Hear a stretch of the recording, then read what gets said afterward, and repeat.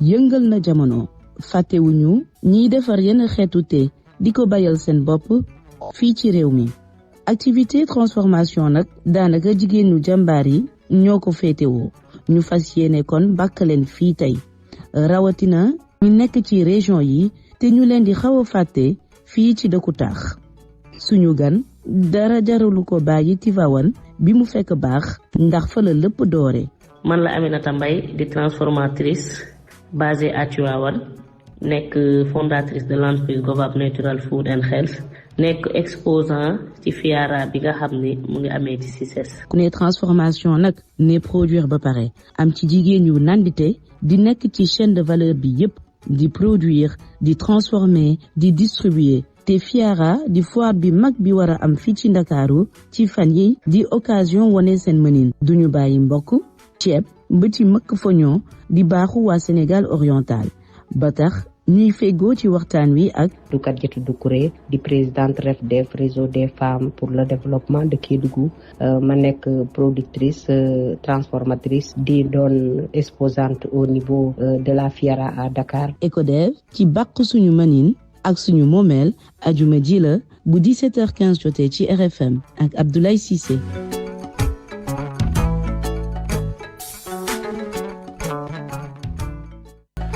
Makhtar Samb jërëjëf merci beaucoup la régie Makhtar Samb Kader Lo Amadou Sabarba ci jàppale bi ñu ngi leen di sant di leen gërëm di nuyu Marie Justine Diogo ndax ci équipe bi la bokk te tey xam ngeen ko seen semaine sainte la ñu nekk ci vendredi saint bi nga xam ne moo ñu jëmale ci feetu Pâques ba ci lundi de Pâques bi ñu koy ñaanal vraiment feetu jàmm jàmbeg te ñëwaat ak yéen ci jotaay bi bàkk bi wane na boppam tey dañoo am parti pris wu suñu bokk moomeel li nga xam ne nii yàgg nañu ko moom xëy na yàgg ñoo xam lu ñu ciy def ba tey nag bër na ni wax dëgg fa yàlla wàllu transformation de produits locaux Sénégal amatu ci kumpa ndax ñu ngi transformer loo xam ne démb xamuñu ko woon ndax bu ñu demee ba ne la jus de moringa tey ni nga xamante ni ñëpp dañ koy teg seen table ñu ne la mooy xobi mbuum nga xamante ni ñun ci cere rek lañ ko xamee woon sama gan nag xam naa ni tey buñ ko tegoon suñu diggante mbayeen la dara du fi des Adja Aminata Mbaye kontaan naa trop recevoir la vraiment nga ñu teg nuyoo sa loxo waa Tivaouane dëkk bu tedd ba fa nga jóge ñu rafetlu njëkk li ñu may ba wuyu si ñu bëggoon nañoo am jotaay bi nag ak yow bu yàgg parce que xam nañu li ngay def ci wàllu transformation produits locaux essentiellement jus yi fruits yi nga xam ne fi lay meññee dalal jàmm Aminata. asalaamaaleykum Abdoulaye sama mbokk Cissé bi xam naa sa war na loolu ci wax ci jus moringa yeeg xeetu yu du mel di nuyu mbokk auditeuru RFM ak seen internautes yi. Comme ni nga ko waxee nag Tivaouane laa jóge ma ciy jaar di nuyu le xalif général des Tidianes Serigne Babacar Sy Mansour ak njabootu Seydi Hadji Malick bi nekk Tivaouane yépp mais aussi ak njabootu imam Khalifa Mbaye bi nga xam ne mooy sama papa di doom ci El Hadji Mbaye doon ne Mbaye ngay fondatrice su Govap bu ñu ko waxee rek doyul waaye sañ naa ne nga jëlee ko rek ci lépp luy meññeef te njariñ nekk ci ñu transformer ko très rapidement Govap noo ñu koy décrire. Govap nag c'est une entreprise agroalimentaire boo xam ni maa ngi ko créé en 2022. boobu temps maa ngi nekkoon sax Université Gaston Berger de Saint-Louis parce que dañuy ñëw suñu première année on a eu un incident avec Fallou Sène. Donc on avait fermé l'université pour 6 mois. génération boobu nga. Voilà génération boobu ñun moom suñu génération boobu on avait cette malchance là maintenant man je me disais man mënuma am bac scientifique ba pare avec mention. Di ñëw di toog 6 mois suñu kër il fallait que je fasse quelque chose. Là il m'est venu l'idée vraiment ma créer une entreprise agroalimentaire dana mooy Govap Natural Food and Health.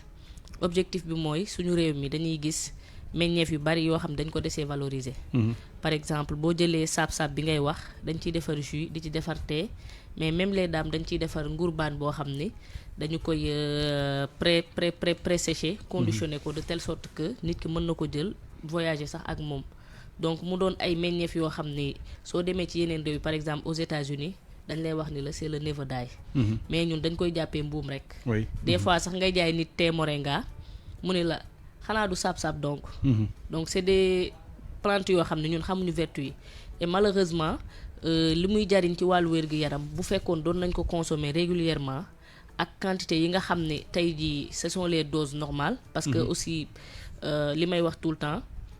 il faut que nga maîtriser les doses normales. Bien sûr. donc du nit ki aussi da ngay jël ndax rek du baxal rek segg rek daa def ci butéel. voilà nit ñi mën ngeen a naan. voilà du da ngay jël rek jox nit ki il faut que nga jox ko dosage ñun moo tax d'ailleurs suñ tey dañ koy def sous forme d'infusette. comme sachet thé normal yi nga xam tey jii nit ki quantité bi mu ci war a naan moom lay jël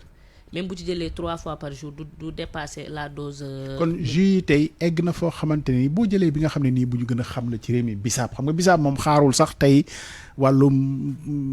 unité de transformation yu juddu ndax ku ne mës naa segg xobu bisaab ci sa biir kër tey jus yi dem na ba ci di natt quantité propriété yi nga xam ne moo mën a jëriñ nit ci wàllu ferñeent ak yeneen ak yeneen tollu ngeen foofu tey. voilà toll nañ foofu nag parce que aussi jus bi ngay jaay tu vas pas te dire seulement jus bisaab laay defar.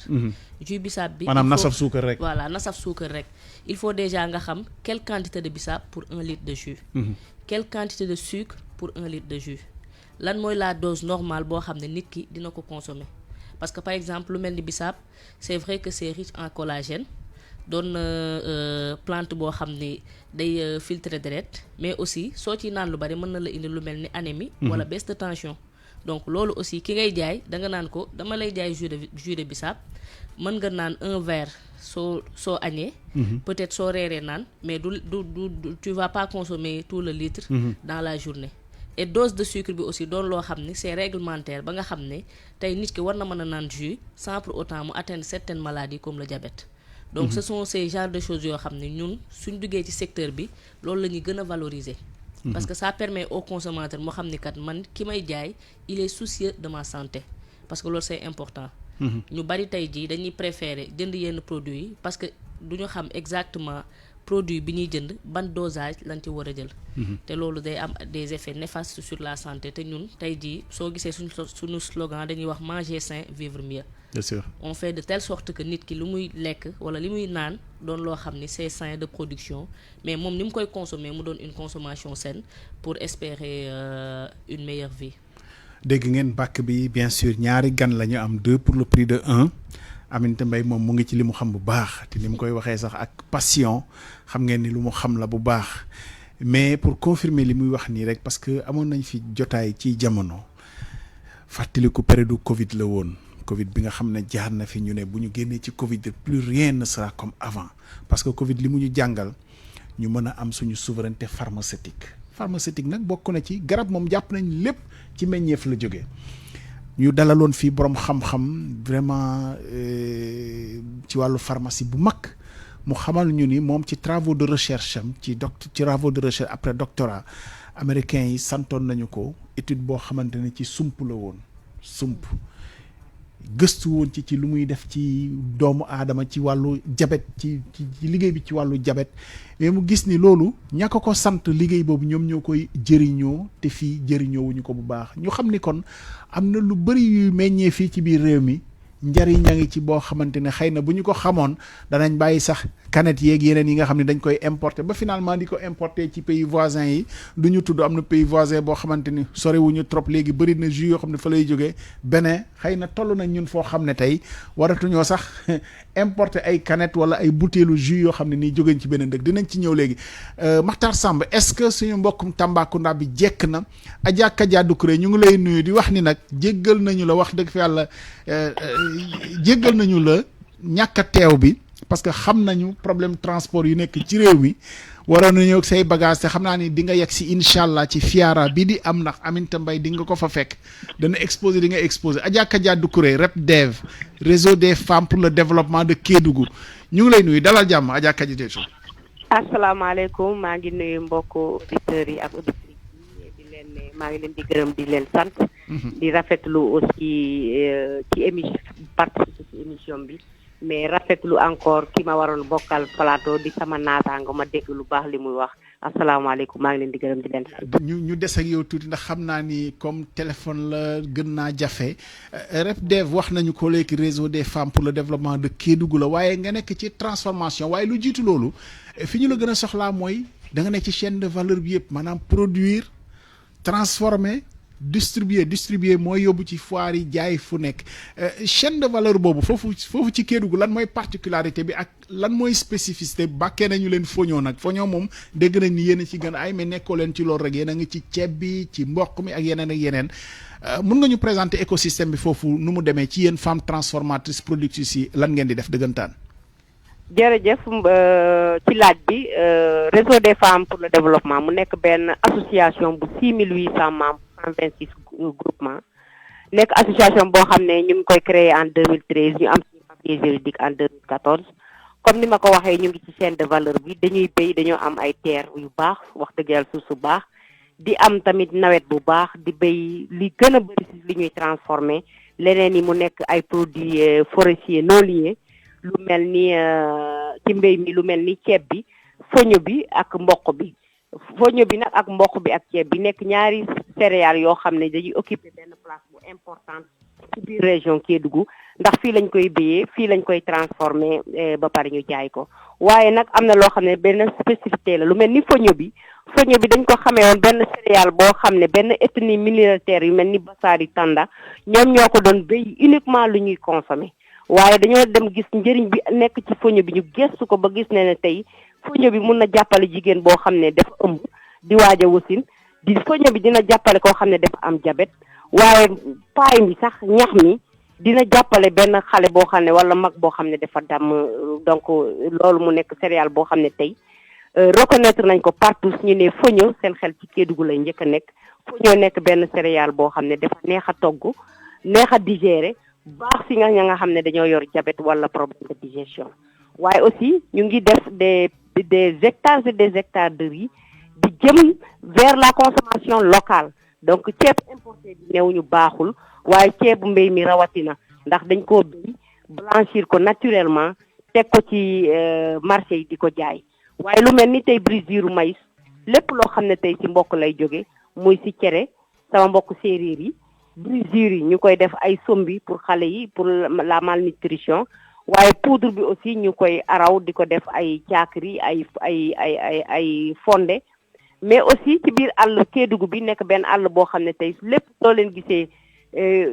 lem yi di jóge ci di dem ci fiaraay Kédougou fii ci suñu àll bi lay jóge buy bi ngeen gis ñu koy jaay pëndax di ko jaay ak doom fii dañ koy transformer ci unité de transformation bi def ko pëndax jaay ko Xadijatu taxawal foofu parce que c'est important waaw parce que yaa ngi wax Kédougou àll bi lépp dafee mi kon Kédougou du ressource extractive yi rek parce que Kédougou dañ ko yàgga dàkkantale extraction or rek fu ñu waxee Kédougou xalaat mine d'or yi kon Kédougou am na suuf boo xam ne nangu na meññeef yi nga xam ne yëpp yooyu nga tudd nii wallaay Kédougou li fi nangu ci meññeef ci nangu ko ci or tur bi rek moo fi nekk waaye suñu àll bi tey soo leen déggee madd Kédougou la moo tax rafetlu naa kii ma waroon bokkal plateau ndax elle est dans la transformation proprement dit ci li ma dégg Aminata Mbaye tout à fait di ko nuyu di ko féliciter ci parcours am bi ma jot a dégg di ko xamal ne nag lii importance rencontre yu mel nii mun na créer des links de travail parce que ñun fii lu mel ni madd wax na fii moringa ñun dañuy jaay poudre de moringa parce que dañuy am toolu moringa donc tey mun nañu ravitailler n'importe quelle quantité de poudre de moringa mais aussi lu mel ni pain de change bi mun nañ ko kii lu mel ni buy bi mun na ko boole ci xoolal Xadijatu man génn naa seen diggante pare naa ci émission bàyyi ma bàyyi leen ngeen waxtaan mais aussi ñu ngi ci madd bi ñu ngi ci madd bi aussi madd bi di fi bëri ba duñu xam nañu ko def donc madd bi fii lay jógee di dem ñu koy jaay à Dakar fii lay cosaanoo madd boo xam ne kenn greffé wu ko ci àll bi la ñor waaye nag lu mel ni beurre de karité tey ngeen di dégg ñu koy jaay boo xam ne jógewul beneen réew Sénégal fii la jógee ci Kédougou fii la garab yi nekk fii lañ koy witt fii lañ koy weer fii lañ koy def poudre fii lañ koy marchelé ci machine bi ñu daal di ko segg ñu daal di ko transformé incha allah ci bitig bi su ma ñëwee ci fiara bi produit yëpp man ak samay élèves dinañ ko indi dañ ko exposé incha allah. c'est incroyable. salaamaaleykum Tata Kadijatou. maa ngi lay nuyu ma fi chérie. maa ngi lay nuyu di la féliciter ci sa parcours. parce que li may faral di wax rek. ñun secteur transformation agroalimentaire on a eu la chance. am vraiment suñu ay yaay yoo xam ne ñoo ni si jiitu. bay si waar bu bari. man tout le temps damay wax ni. ñun suñu njariñ mooy ñu jege leen. parce que soo defee tour ci seen unité yi da ngay gis ni macha allah malgré leur âge liggéey nañ lu bari ci secteur bi te loolu c'est à saluer loolu moo tax ñun peut-être suñu genre gi di ñemee di dugg ci secteur boobu loolu dañ leen ciy remercier comme li nga wax aussi man tout le temps je le dis ñun secteur dafay booloo par exemple corporatisme dama koy wax corporatisme dafa am solo boo déggee ñu ni ordre des médecins ordre des pharmaciens peut-être association des tailleurs association des médias donc day une force vive loolu dafay tax xëy na jafe-jafe bi nga xam ne ku ci nekk yaa ngi koy dund de manière individuelle suñu nekkee benn cadre tey jii dinañ mën a waxtaan suñu biir bu ñu soxlaa leen ni dinañu yomb donc man tout le temps dama koy wax sama mbokk entrepreneur yi nga xam ne ngi tuwaan man leen fu ngeen dem réseautez-vous mën nga trouver peut-être un fournisseur tey jii mën naa dem ba Tata Kadijatou moom may fournir buy su may defarati jus de buy moom ma koy fournir te tey jii maa ngi ko xamee peut-être Fiara laa ko xamee wala ma xamee ko ci émission EcoDev bu Abdoulaye Cissé donc ñun loolu tout le temps dama koy wax c'est important ndax dina la jariñ dina ma jariñ mais aussi tey mën naa la envoyer sama ay produits nga dugal ko ci sa base de données si sa yenn clients yoo xam ni produit boo xam ne yow peut-être du sa spécialité parce que on peut pas tout faire man des fois dañ may wax damaa soxla tel produit man la contacter tel parce que kooku moom mooy domaine am donc di nga gis nit muy def la transformation de manière générale mais di nga gis koo xam ne ci céréales la gën a fort gis koo xam ne ci jus la gën a fort am ñoo xam ne seen spécialité tee la am ñoo xam ne ils sont plus dans les conserves et les confitures mais vraiment li ma fi dégg nii dal na xel te madd bi aussi maa ngi gis actuellement monde étranger bi ni ñu ko bëggee pas seulement à cause de ses qualités organoleptiques mooy le goût mais aussi sa richesse en vitamine C ak certains minéraux donc ñun yàlla daf ñu defal produit yu ñu am malgré saveur bi nga xam ne peut-être ñun sénégalais loolu rek lañ ci xam mais scientifiquement parlant c'est des produits très riches en nutriments produit la yoo xam ne boo koy jël t'as pas besoin de prendre des multivitamines te tey jii ñu bari da nga leen gis ñuy dund ak des carences surtout les femmes xëy na ñàkk a xam suñu produit yooyu valeur bi mu am donc loolu aussi dafay gëlëmal population te loolu aussi ñun dañ ci am un rôle ñun les femmes transformatrices damay wax tout le temps ni leen sa produit bi ngay defar bul yam juste ci lii mooy composante yi nii lañ koy utiliser va au-delà dafay jar man dama dem ITA ñu facturer ma une étude bu soft à 150 000 man leen su ma bëggoon xam peut-être parce que analyse microbiologique bi la woon mooy xool produit bi est-ce que amul ay ndundat yoo xam ne mën na gaañ nit ki ci wàllu wér-gu-yaram man leen tey jii su ma bëggoon xam l'analyse sur les éléments nutritifs tels que le fer le zinc le magnésium les vitamines ñu wax ma prix bi man leen mais man loolu su ma ko amee jaral na ma ko parce que j'ai besoin tey jii nga ni sur 100 grammes de céréales sunu PEP que je vends pour xale yi ak les sportifs ci 100 grammes bi am na tant de glucose am na tant de magnésium am na tant de fer am na tant de vitamines si c'est enrichi en vitamine B12 si c'est enrichi en vitamine A sur le jus de moringa naturellement on sait que le moringa est très riche en vitamine C A ak quelques oligo-éléments mais ñu xam exactement si 1,50 litre bi may conditionné ñaata moo si nekk ci quantité boobu parce que loolu aussi dina tax beneen monde bi ñi nga xam ne peut-être produit dañ koy xool en termes de valeur nutritive ñu gën a jox fulla produit yi ñuy def surtout sax valeur nutritive yooyu ñu xam ko mën ko spécifier mooy permettre ñu mën a exporter parce que ñun ci suñu consommation biir xëy na mën nañ bañ a prêter attention ci mais boo bëggee ba bëgg a atteindre marché international bi looy dugal sax dinañ la laaj lan moo ko composé nga xam composition bi xam valeur nutritive élément bu ci nekk mais c'est très important ma dugg ci seen waxtaan bi nii rek parce que damay seede encore une fois parce que xam nañ ci dara écosystème bi yaatu na développé na li Aminata Mbaye di wax dëgg la link bi xëy na manqué na mais am na ci ñuy def vraiment lu rafet lu kawe te lépp dafa dellu ci art de table tey defe naa ni li ngeen fi waxee nii rek ndax foo ñëw Kadija bi man dama koy wax nag ci kanamu mbayeen ni mos naa kaldu foño waaye dama ko mos rek Adja Aminata yàlla xam naa ne dama mos rek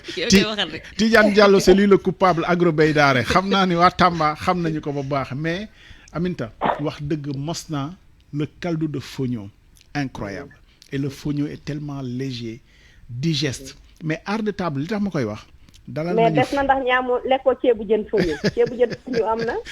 sañu ma ko fee tudd tey da ngay xam ni tey dañoo def cessez le feu rek ba émission bi jeex mais sañu ma koo tudd mais li ma bëggoon wax art de table boobu mës nañoo dalal fii c'était en marge du forum Invest Sénégal parce que amoon na pavillon boo xam ne presque restauration la ñu ko jagleeloon sénégalais yi nga xam ne ñu ngi ci on a pu voir sénégalais yi nga xam ne dañuy defar fromage local sénégalais yi defar miel fromage ak miel boo ko boolee dootoo soxlati yooyu ñuy jël di ko tartiner pain le matin maanaam chocolat yeeg marque yooyu may bañ a tudd boo jëlee fromage local ak miel soxlaatoo jënd tartine yooyu nga xam ne xale yi dinañ ko diw ci mburu mi ba mu niin te xëy na valeur yi bokkul ak valeur nutritive fromage ak miel ñu dalaloon fi ñoo xamante ni ci tee bi la ñu nekk ñu ngi wax ci bàkk bi am na ñoo xam ne dañuy bayal seen bopp sax tey produit yi nga xam ne yëpp dañ koy def tee di ko bayal di ko transformer seen bopp on peut les citer Jannati par exemple ak ñeneen ak yeneen nga nekk ci jus par exemple ci transformation jus locaux yi loolu mooy art de table c'est-à-dire tey table Sénégal ci ndab li mën nañoo def lépp ba nga xam ne ay produits locaux kese la je pense que interaction boobu aussi moom moo war a am ba table yi gën a mag xew yi gën a mag ñu mën koo jëmmal ak lépp loo xam ne ni ay produits locaux la loolu defe naa ne bu ñu ko defee Khadijatou dina la jëriñ te dina jëriñ tamit Aminata ci li nga xam ne bokkee ngeen ko effectivement ndax Kédougou bi lem bi ngay wax tey soo xoolee ñu bëri Kédougou fi la ñu ñëwee jël lem conditionné ko foofu ne lem Dakar la lem Kaolack la ainsi de suite mais base lem bi fii lay jógee et comme ni nga waxee ci côté am nañu aussi ay champs apiculteurs yu nekk fii ci Ngaparou franchement très en tout cas miel Sénégal la rek waaw yëpp miel Sénégal la miel Sénégal waaw mais exactement. en tout cas une grande partie ci forêt Kédougou fii lay jógee mais aussi agriculture bi en tant que tel mu ngi occuper une place importante parce que li ñuy wax lu yëpp baax na mais il faut que ñu préserver nature bi suñu environnement bi ci garab yooyu di karité yi ak lem yi ak yooyu ak madd yi ak buy yi loolu ci àll bi la waaye ci biir dëkk bi lu mel ni moringa il faut ñu sàmm ko sàmm suñu nature bi ci mbéyum ceeb bi avec les changements climatiques ak mbokk yi mais justement naka la ñuy def pour préserver ko mën koo remplacer waat parce que am na garab yoo xam ne xëy na waaw mais garab yi ma tudd nii yëpp lakk-lakk àll bi lay ragal ak chercheur de kii planche yi ak yooyu ñooy gën a sonal àll bi ak lakk-lakk bi waaye du witt lu mel ni madd soo ko wittee ren déwén ci lay gën a jug lu mel ni buy soo ko wittee tey déwén ci lay gën a jug loolu ragalul ñu koy witt lu mu ragal kay safara wala menuisier yi di garab bois yi waa trafic de bois yi ñoom ñëw ñu dagg ko sans autant ñu planter yeneen wala ñu xool garab yoo xam ne am nañu feebar ñu dagg yooyu bañ a dagg garab yu wér yi di meññet mais yéen ñaar ñi lu mel ni musée Agrobey Daara oui nga xam ne tey dama leen di sant di leen gërëm peut-être ñooñu tey ñëw nañu relever plateau culture bi dans la région de Kédougou tey suñu doon def 300 hectares ñoom ñëw nañ ci spéculation bu nekk pour ñu def ci 600 à 1000 hectares lu ñuy rafetlu la peut-être tey mu gën na yombal liggéey bi ci seen technique bi doo dem banque nga jël xaalis mais dañu lay fournir say matériel suivre la say intrant ak say semence nga béy nga mun a fay loolu nag ndax suñu ne Kédougou dañu ne Kédougou dëkk la bu toog ci kaw or mais pratiquement très riche en kii donc tey soo amee benn partenaire bu lay accompagner ci loolu dina tax nga sa culture gën a bëri espace yi ngay emballage bi gën a bëri mais nga gën a toucher le maximum de la population parce que imaginez 6800 femmes ne serait-ce que la moitié cultive 1 hectare c'est beaucoup d'hectares te loolu nag laaj na ñu jël processus bi yëpp moo tax ñu mettre en place avec des partenaires des unités de transformation mais aussi di jéem def link ak yeneen pour ñu dem lu mel ni Fiara tey mun a jaay suñu produit non seulement mais créer des partenariats avec d'autres structures yi nga xam ne ñu ngi nekk ci benn même logique ak li ñu nekk di def dans la région de Kédougou. yéen ñaar ñëpp lan mooy Aminata ak Khadijatou les contraintes majeures Aminata yaa ngi junj sànq li nga xam ne xëy na mënuloo ko defal sa bopp maanaam étude laboratoire yi te xëy na benn bu mag lañ ci am te ITA xëy na aussi bu ITA mutualisé woon maanaam jàppale ñi nekk ci écosystème bi defal leen ay études boole leen ko mu tasaare leen ko dina leen jëriñ parce que boo ko bëggee porteel sa bopp yow mën naa diis ba xëy na am na yoo xam ne doo ko mën a def lan mooy contrainte yi ak nan lañ koy jubbante lan la leen état ou structure publique yi mën a dimbalee ci wàllu boobu.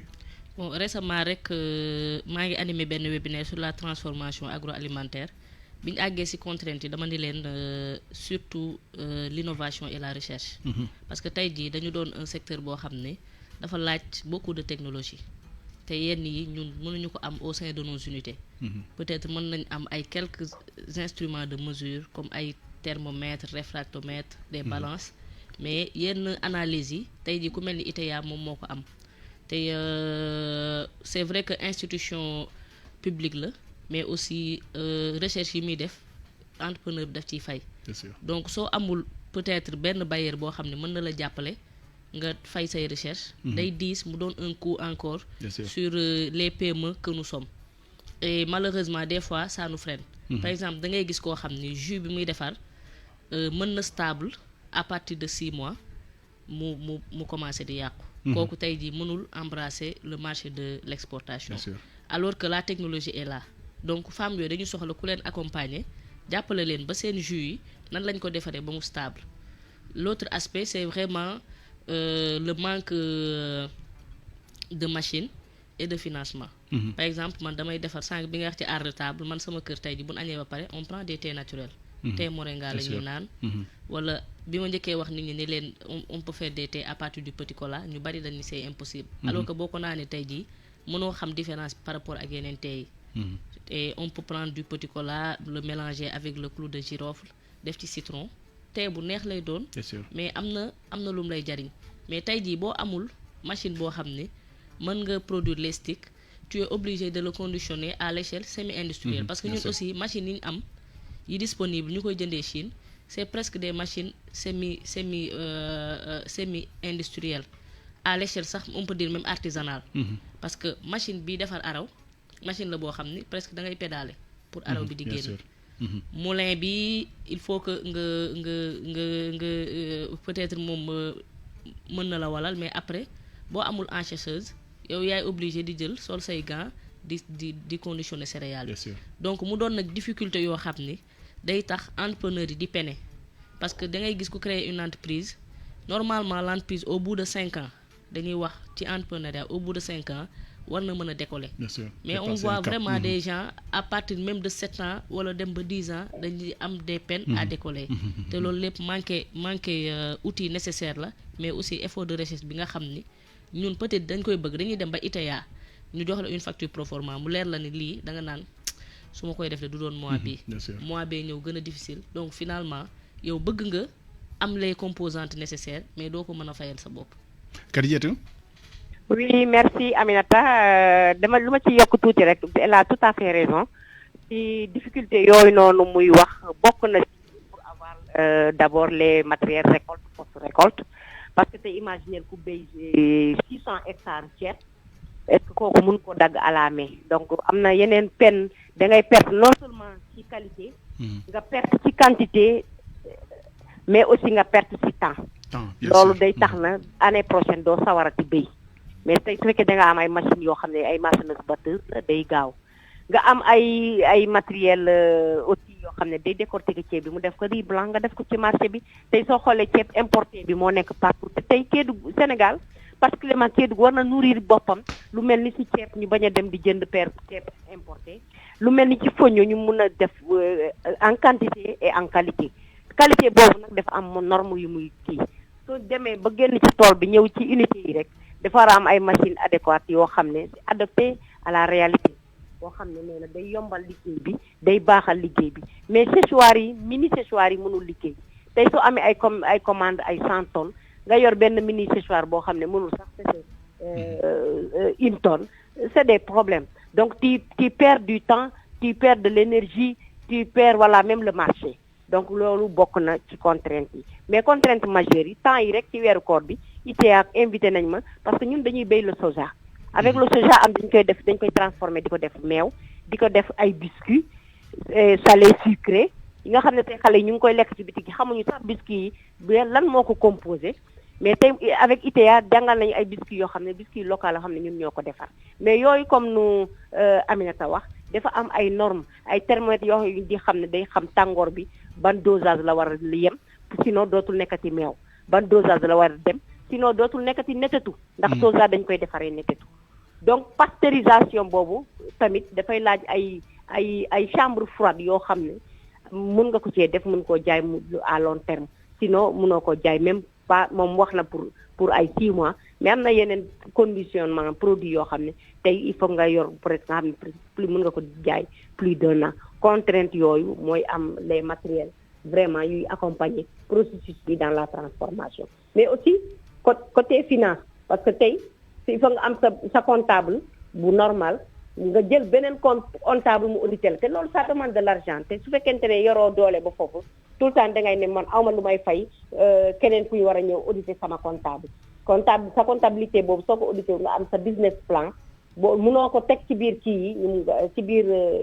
banque yi pour ñu mun laa financer parce que ñoom tamit dañuy laaj garantie dinañ ñëw gis li nga yor te am na valeur ci ngay liggéey c'est des millions ñu xam ne li caaxaan nekk fi mais ñoom lan moo leen di garantie ci ginnaaw léeg-léeg ñun OP yi dañuy am contrainte par rapport à ça parce que un fonds doo ko jël pour que yokkal sa bopp problème fonds soo koy jël c'est pour nga renforcer li nga nekk di yor et pour nga am fonds boobu ça demande certaines enveloppes te yooyu soo ko amul da nga koy jël non seulement doo mën a faj sa soxla yi ñu lay jox li mais dañ lay créer yeneen problème parce que day am à côté annexe benn ligne boo xam ne da nga ko war a fay tous les mois je ne sais pas ou bien tous les 9 mois boo xam ne lu mel ni campagne agricole donc loolu contraintes yooyu mooy les contraintes majeures yi ñuy joxe mais aussi bu may mujjee wax pour ne pas monopoliser la parole mooy le code barre et Fra parce que tey am na ay entreprise moyenne entreprise yu ndaw yoo xam ne tey pour ñu am code barre seen produit normal ñu am Fra seen produit non ñu am emballage parce que seen emballage bi ñu yor ni ba léegi dafa def parce que emballage yoo xam ne tey dafa war a sa labellisation ak yi dafa war a génn ak carton bi nga koy def su fekkee bouteille la dafa ci war a ànd nga xam ne yow da ngay jël rek teg mais teg ba pare teg gi collé ba léegi man damay ne dafay des da ngay yokk main d'œuvre da ngay yokk coono da ngay perte état soo ñëwee ci séchage brisure yi ba léegi ay gants la ñuy sol def masque di ko sol or que y a des machines yoo xam ne c'est adapté à ça da nga koy programmer mu conditionnel la processus bi gën a gaaw gën a rentable gën a fiable donc pour kii yooyu daal bokk na ci point majeur défi yoo xam ne tey war nañ ko mën a jéem a xool naka lañ koy xam nga ni ñuy def waaw on a quelques auditeurs fidèles xam naa ne ñu ngay déglu leer na man ñu ngay déglu parce que chaque jour ñu débriefé vraiment Abdou Aziz Diédhiou la banque agricole wax dëgg fa yàlla franchement non mais avec li ngeen dem négocier ji les fonds vers climat ñii nga xamante ni développement durable def naa weesuwul ñii productrices yi producteurs yi transformation produit yi te wax dëgg fa yàlla fond vert boobu xanaa fond vert boobu mën ngeen ci comp as tuut jàppale ñii pour seen petit matériel semi industriel bi ñu soxla franchement Abdou Aziz Diédhiou si tu nous écoutes mais ça doit servir à ça ces fonds verts là parce que ces PME là amuñu doole boo xam ne aussi label bi nga xam ne war nañoo mën a accéder ci fonds vert climat boobu contrainte yi ngeen leen di teg mënuñu koo matal oyofal leen ko ñii mën a jot ci financement yooyu muy Aminata muy d'autres muy Kadijatou problème yi ñu fi wax yëpp benn la accéder à ce petit matériel là cette mécanisation mais libérer les fonds quand même ngeen jox leen ko El Hadj Ndiaga Mbaye sunu doo financer ñii yow tamit wax dëgg fa yàlla quand même je pense que franchement moi sincèrement j'ai un parti pris pour ñaar ñii li ñu fi wax fii parce que ça montre quand même que voilà am na lu bëri loo xam ne bu ñu fi jóge woon waratuñu koo jéggaani fenn je vois tellement de canettes de trucs de ananas nangam produit au Bénin mais quand même Sénégal war na dépasser foofu indi jus jóge dans le voisinage te produit